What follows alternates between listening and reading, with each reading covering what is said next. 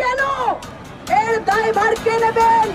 Police মন্ত্রী নেবেন না, মুখ্যমন্ত্রী নেবেন না।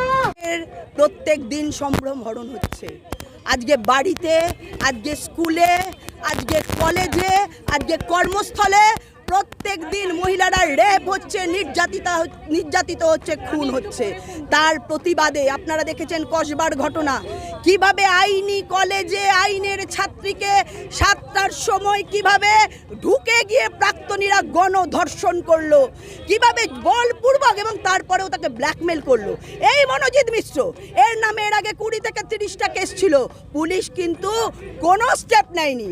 আজকে যখন ডক্টর সুকান্ত মজুমদার যখন এই অন্যায়ের বিরুদ্ধে প্রতিবাদ করছে, বিরোধী দলনেতা শুভেন্দু অধিকারী যখন প্রতিবাদ করছে, সারা পশ্চিমবঙ্গ ব্যাপী যখন ভারতীয় জনতা পার্টি এর প্রতিবাদ করছে, তখন তাদেরকে অ্যারেস্ট করছে, তাদের বিভিন্ন ধারা দিচ্ছে, তাদের ওপর পুলিশ অত্যাচার করছে, মেয়েদের জামা কাপড় ছিঁড়ে দিচ্ছে।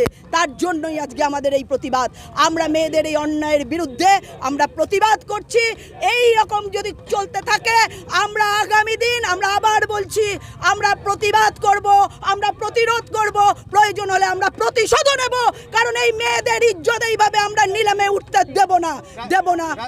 রাজ্যের মুখ্যমন্ত্রী একজন মহিলা, সেক্ষেত্রে বারবারই কিন্তু মহিলা নির্যাতনের, রাজ্যের মুখ্যমন্ত্রী মহিলা, তিনি সব থেকে বেশি এই রেপিস্টদের, তিনি গুন্ডা কন্ট্রোল করে, তিনি জঙ্গি কন্ট্রোল করে, তিনি খুনিদের কন্ট্রোল করে, তিনি রেপিস্ট কন্ট্রোল করে মানুষের গণতন্ত্রকে হত্যা করে আর মহিলাদের উপর অত্যাচার করে।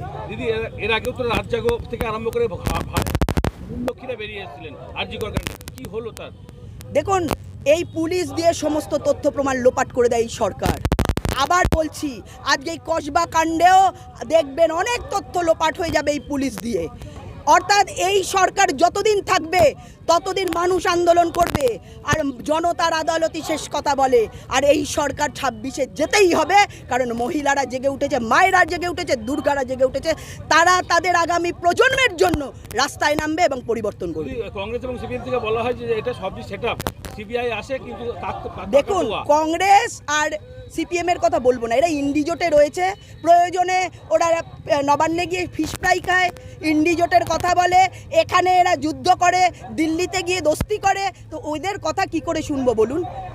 এদের কথা আমরা শুনবো না। প্রকৃত সেটিং যদি কেউ থাকে, তৃণমূল রয়েছে, সিপিএম রয়েছে, কংগ্রেস রয়েছে। পাকিস্তানের থেকে শোনা যায় যে পাকিস্তানের যারা আছে তাদেরকে কে সেভ করে, তাদের কথা কে তুলে ধরে এই পশ্চিমবঙ্গে? আমরা বলি না, পাকিস্তান থেকে সাংবাদিকরা বলে, তাদের প্রতিনিধিরা বলে। এই পশ্চিমবঙ্গ থেকে তৃণমূল কংগ্রেস আছে, সিপিএম আছে, আর সারা ভারতবর্ষে কংগ্রেস।